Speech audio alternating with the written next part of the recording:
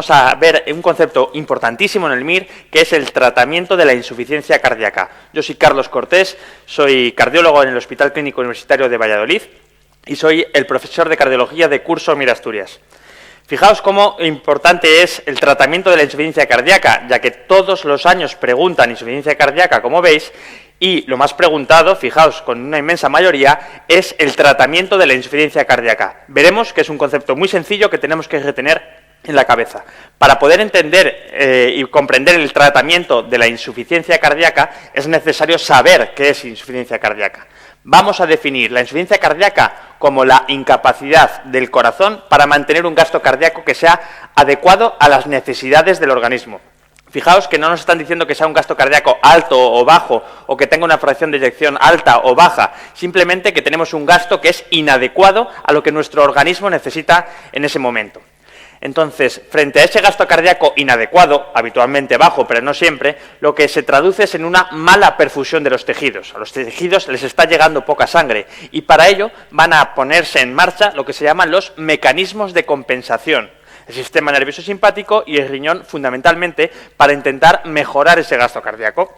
Fijaos, el sistema nervioso lo que le pasa es que él nota que le está llegando poca sangre, una sangre insuficiente. Entonces lo que va a hacer es decir: oye, corazón, ponte a trabajar más rápido, ponte a trabajar más fuerte para intentar aumentar ese gasto cardíaco. Y a los vasos sanguíneos les va a decir: oye, producir una vasoconstricción selectiva para que el flujo vaya predominantemente ¿hacia dónde? Hacia el corazón, que le estoy mandando trabajar más, y hacia el cerebro, que soy yo, el sistema nervioso, ¿vale? Fijaos que el sistema nervioso va a responder igual, sea la causa que sea el gasto cardíaco bajo, ya sea un problema cardíaco, como estamos viendo ahora, o ya sea una hipovolemia, como puede aparecer en un sangrado o en una deshidratación muy severa. Y el riñón parecido. Fijaos que el riñón es el guardián del medio interno, como reflejamos aquí. Y el riñón lo que va a decir es: a mí me está llegando poca sangre, pues lo que voy a hacer es que no voy a desperdiciar nada de esa volemia que me está llegando. Para lo cual se va a activar el sistema renina-angiotensina-aldosterona. Fijaos que el sistema de renina-angiotensina va a producir vasoconstricción, va a favorecer más la vasoconstricción, va a activar el simpático, aumentando en los niveles de noradrenalina, y además va a generar aldosterona, que ya sabéis que reabsorbe agua y sodio, excreta potasio y protones.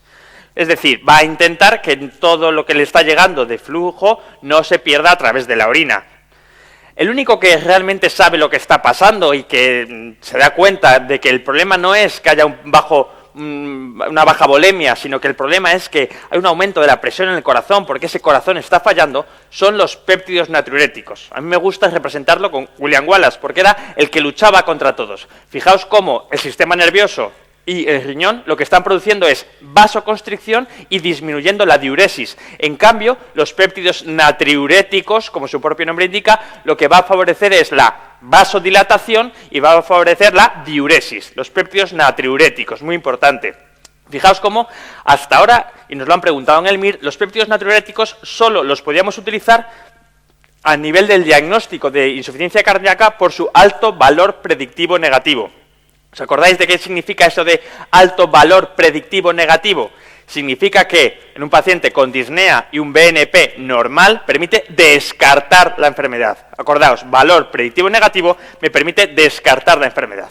Fijaos cómo cuando un corazón es insuficiente vamos a tener una clínica de acuerdo a dos situaciones: a que manda poca sangre hacia adelante, son signos y síntomas más inespecíficos como obnubilación, frialdad en las extremidades, falta de concentración, y también síntomas y signos derivados de que se va acumulando la presión de manera retrógrada. Detrás del ventrículo izquierdo, ¿qué tenemos? Tenemos los pulmones, por lo tanto van a estar más congestivos, con más cantidad de líquido, y eso va a producir la disnea, la ortopnea, que es esa disnea que empeora mucho cuando nos tumbamos, la disnea paroxística nocturna, que es esa disnea de manera súbita que aparece cuando el paciente está en decúbito también, por una sobrecarga hídrica, por la reabsorción de los edemas, y eso son la clínica florida de la insuficiencia cardíaca. Fijaos que cuando ya se afecta también el ventrículo derecho, pues vamos a tener insuficiencia cardíaca derecha con ingurgitación yugular, con edemas, con astitis, con hepatomegalia, hepatalgia, incluso aumento de transaminasas y cirrosis hepática. Es muy importante tener en cuenta la clasificación funcional, que para el cual utilizamos la clasificación de la Asociación Neoyorquina del Corazón, que me permite ver a qué grado de actividad tenemos disnea. Todos estamos en clase funcional 1, que con nuestra actividad habitual no tenemos disnea. Clase funcional 2 sería cuando tenemos ya disnea, que tenemos síntomas con nuestra actividad habitual. 3, cuando tenemos con mínimos esfuerzos. 4, cuando tenemos disnea en reposo. Entendiendo esto, vamos a entrar ya al concepto importante, que es el tratamiento de la insuficiencia cardíaca. ¿Y por qué he insistido tanto en los mecanismos de compensación? Porque, como vamos a ver, el tratamiento de base y el tratamiento de fondo de la insuficiencia cardíaca es ir frente a esos mecanismos de compensación, frente al sistema renina-angiotensina, aldosterona, ir frente al sistema nervioso simpático con los betabloqueantes. Fijaos cómo el primer escalón de todo paciente con insuficiencia cardíaca con disfunción ventricular, es decir, con fracción de eyección deprimida, que es el que vamos a tratar, empieza con IECAS y betabloqueantes, independientemente de los síntomas. A partir de ahí, el siguiente escalón es añadir antialdosterónicos. Y a partir de ahí, el siguiente escalón son 3 opciones, que las 3 son compatibles entre sí, que son cambiar el IECA por inhibidor de la neprilisina y del receptor de la angiotensina, fundamental, muy importante, muy novedoso. Tener un QRS ancho me permite tratarlo mediante terapia de resincronización cardíaca, que veremos ahora, y tener una frecuencia cardíaca elevada me permite frenar más ese corazón con la ivabradina. En general, por supuesto, eliminar las causas desencadenantes, por ejemplo, prevenir infecciones con la vacunación de la gripe, prevenir transgresión dietética, evitar la sal de la dieta. Muy importante la medicación, contraindicados los AINES porque reabsorben más líquido. En ocasiones corregir la causa que ha provocado esa disfunción ventricular, porque no toda causa de disfunción ventricular es irreversible, como por ejemplo en la cardiopatía isquémica con una revascularización adecuada o la miocardiopatía alcohólica con una deshabituación del alcohol, podemos recuperar la fuerza de ese corazón. Los diuréticos, si lo que teníamos era un exceso de líquido, que teníamos más congestión en los pulmones y eso me provocaba los síntomas, los diuréticos, en concreto los diuréticos tiacídicos y los diuréticos de Lassa sobre todo, lo que van a estar encaminados es a eliminar ese exceso de líquido. Fijaos que el tratamiento con diuréticos es un tratamiento sintomático, para los síntomas de congestión. Si tenemos más edemas, si tenemos más crepitantes en las bases de los pulmones, utilizaremos más cantidad de diurético. Muy importante, la autorregulación del tratamiento con diuréticos por parte del propio paciente. Para ello es importante el peso diario. Entre los diuréticos tiacídicos y los diuréticos de Lassa, que son los que utilizamos con este fin, los diuréticos de Lassa son los preferidos, porque lo que tenemos es un exceso de líquido y los diuréticos de Lassa eliminan más agua que sodio. Por eso pueden llegar a producir hipernatremia, a diferencia de los tiacídicos. Tanto los tiacídicos como los diuréticos de Lassa lo que van a producir también es una hipopotasemia, que tendremos que controlar en los pacientes que estamos tratando. A partir de ahí, aparte de ese tratamiento sintomático, que simplemente vamos a escalarlo o disminuirlo de acuerdo a los síntomas que tengamos, empezamos con el tratamiento de fondo de la insuficiencia cardíaca. Empezamos con los vasodilatadores. Fármaco de primera línea, fármaco que mejora la hemodinámica del paciente, en concreto los IECAS. El primero que se utilizó fue esa combinación entre hidralacina y nitrato isosorbide, que todavía en pacientes de raza negra que tienen especial resistencia a los IECAS puede ser una opción. Pero en general, siempre hay que utilizar los IECAS vasodilatador venoso y arterial, con lo cual disminuyen la precarga y disminuyen la poscarga, hacen que el corazón trabaje de una manera más relajada, por decirlo así. Además, al estar inhibiendo la actividad simpática, la vasoconstricción, la generación de aldosterona, van a mejorar la supervivencia de los pacientes. Fijaos cómo decíamos antes, el tratamiento de fondo de la insuficiencia cardíaca es ir frente a los mecanismos de compensación. Los ARA2, que bloquean al receptor de la angiotensina 2, tienen los mismos efectos que los IECAS, pero los vamos a reservar como segunda línea cuando los IECAS no se toleran por tos. Betabloqueantes. El otro fármaco fundamental de la insuficiencia cardíaca, y es importante entender esto, porque los betabloqueantes son cronotropo negativo, es decir, que hace que el corazón vaya más despacio, e inotrópico negativo, es decir, que hace que el corazón se contraiga con menos fuerza. Entonces hay que entender cómo, si tengo un corazón que tiene poca fuerza, y yo le estoy dando un fármaco que le disminuya la fuerza, ¿cómo puede ser esto el tratamiento? Y es importante entender esto, porque los betabloqueantes tienen su acción y tienen su beneficio en la supervivencia en base a inhibir ese sistema nervioso simpático, que era un mecanismo de compensación.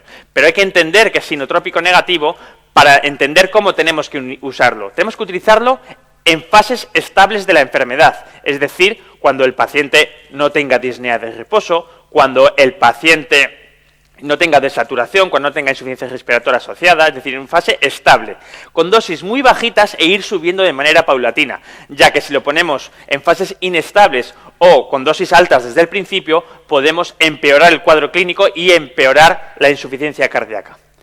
Si tenemos IECAS y betabloqueantes y el paciente persiste con síntomas y con disfunción ventricular severa, añadiremos los antialdosterónicos, que es un diurético, pero lo ponemos aparte, porque es un diurético, pero aquí lo vamos a utilizar por su acción, no diurética, sino por su acción frente a los mecanismos de compensación, frente a la generación de aldosterona, que ya veíamos que reabsorbía sodio y agua, excretaba potasio y protones, como vemos aquí. Otros fármacos, ya estamos en la tercera línea, cualquiera de estas tres opciones son igual de válidas. La ivabradina. La ivabradina actúa sobre el nodo sinusal y lo que va a hacer es disminuir la frecuencia cardíaca. Para utilizar la ivabradina, por lo tanto, es fundamental, y ya nos lo han preguntado en el MIR de hace 2 años, que el paciente se mantenga en ritmo sinusal. Entonces, si tengo un paciente que está en ritmo sinusal y con las dosis máximas toleradas de betabloqueantes persiste con una frecuencia por encima de 70 latidos por minuto, usaremos la ivabradina. Y llegamos a este fármaco, el LCZ696, inhibidor de la neprilisina y del receptor de la angiotensina, o también llamado valsartán-sacubitril. Como vemos, son 2 fármacos en uno. Por un lado tenemos un ARA2, el valsartán, que ya sabemos cómo actúa, y por otro lado tenemos el sacubitril. Fijaos, esto es fundamental, es muy importante, porque este es el primer fármaco que ha conseguido demostrar una supervivencia en determinados pacientes frente a los IECAS, en un estudio aleatorizado aislado. Entonces, ¿cómo actúa el sacubitril? El sacubitril lo que hace es inhibir a la neprilisina. Y la neprilisina, ¿qué es? Es la molécula encargada de degradar a los péptidos natriuréticos, ¿vale? ¿Os acordáis que decíamos que los péptidos natriuréticos era como William Wallace, que estaba luchando contra los ingleses? Pues muy bien, lo que hace el sacubitril es inhibir la neprilisina. Lo que hace el sacubitril es inhibir a los ingleses que se mataban a William Wallace, ¿de acuerdo? ¿Para qué? Para que tengamos más William Wallace por el organismo, para que tengamos más péptidos natriuréticos, favoreciendo la diuresis y favoreciendo la vasodilatación. Muy importante, lo vamos a utilizar, como veíamos, en pacientes que tengan disfunción ventricular y BNP elevado, y también es muy importante entender cómo hay que utilizarlo. Si el paciente está en tratamiento con IECAS, tenemos que haber suspendido los IECAS al menos 36 horas antes de iniciar este fármaco, ¿de acuerdo? Lo que es un periodo de lavado. No sería necesario ese periodo de lavado si el paciente está bajo tratamiento con ARA2. Y luego llegamos a los dispositivos de resincronización, preguntado en el MIR 2011, 12 y 13 de manera seguida. ¿Qué son? Son marcapasos tricamelares o biventriculares, es decir, que van a estimular ventrículo izquierdo y ventrículo derecho a la vez. ¿Cuándo lo vamos a utilizar? Cuando tengamos un QRS ancho. Un QRS ancho lo que me está traduciendo es que existe una asincronía del corazón. Hay unas zonas que se contraen antes que otras. Entonces, lo que me interesa es que devolver la sincronía del corazón. Con eso mejoramos el rendimiento cardíaco y la supervivencia de nuestros pacientes. En pacientes con QRS ancho. Cuando todo esto no es suficiente, tendremos que llegar al trasplante cardíaco. La causa más frecuente de tener que trasplantar un paciente es la miocardiopatía dilatada. Vamos a tener en cuenta la compatibilidad del tamaño, la compatibilidad del grupo ABO y un resultado negativo en las pruebas cruzadas. Y muy importante, una contraindicación para el trasplante cardíaco aislado es que tengamos una hipertensión pulmonar refractaria. ¿Por qué? Porque si tenemos mucha hipertensión pulmonar, cuando pongamos el órgano del donante en los pulmones del receptor, no van a tener suficiente fuerza para luchar contra esa hipertensión pulmonar y va a producir un fallo derecho. ¿Qué pasa si esto no es suficiente o qué pasa si un paciente no es candidato a trasplante o vemos que no va a llegar? Tenemos las asistencias ventriculares mecánicas, que lo que hacen, como vemos en esta en concreto, cogen la sangre desde el ventrículo y por esta manguerita lo están mandando hacia la aorta. Tenemos tres posibilidades, que sea como puente a trasplante. Un paciente que vemos que no va a llegar al trasplante, que está demasiado deteriorado para llegar al trasplante y tenemos que poner esta máquina para permitirle sobrevivir hasta entonces, como terapia de destino, es decir, un paciente que por otras comorbilidades no sea candidato a un trasplante cardíaco, pues podemos utilizar esto como terapia de destino al final, o como puente a candidatura. Imaginaos que tenemos una hipertensión pulmonar muy importante que contraindica el trasplante, podemos colocar estas asistencias ventriculares con el fin de intentar disminuir esa presión pulmonar y en un momento dado llegar a ser candidato al trasplante cardíaco. ¿Y de qué se mueren los pacientes con insuficiencia cardíaca? Pues fijaos, y es muy importante que hasta un 40% se estima que pueden morirse de muerte súbita, es decir, de arritmias ventriculares. Es por eso que pacientes con disfunción ventricular severa tienen que tener tratamiento con desfibrilador automático implantable, por si tienen una de estas arritmias, poder cortárselas. Vamos a repasar de nuevo todo. IECAs y betabloqueantes en todo paciente con disfunción ventricular. A partir de ahí, antialdosterónicos. Si seguimos, si el BNP está elevado, ha tenido ingresos, cambiamos el IECA por valsartán sacubitril. Si el QRS es ancho, podremos utilizar terapia de resincronización cardíaca. Si está el ritmo sinusal a más de 70, a pesar de la dosis óptima o máxima tolerada de betabloqueantes, ibabradina. Y si esto no es suficiente, plantearemos la asistencia o el trasplante. Los diuréticos para aliviar los signos y síntomas de congestión, y acordaos de pacientes con disfunción ventricular severa, tratamiento, prevención de muerte súbita con el desfibrilador automático implantable. Conceptos Repemir, 2 veces preguntado los diuréticos, IECAS más de 6 veces preguntado en el MIR, betabloqueantes más de 3 veces preguntado en el MIR, los antialdosterónicos más de 6 veces preguntado, la terapia de resincronización más de 3 veces preguntado en el MIR, la ibabradina preguntado hace 2 años y lo más novedoso de insuficiencia cardíaca, el valsartán sacubitril. Muchas gracias.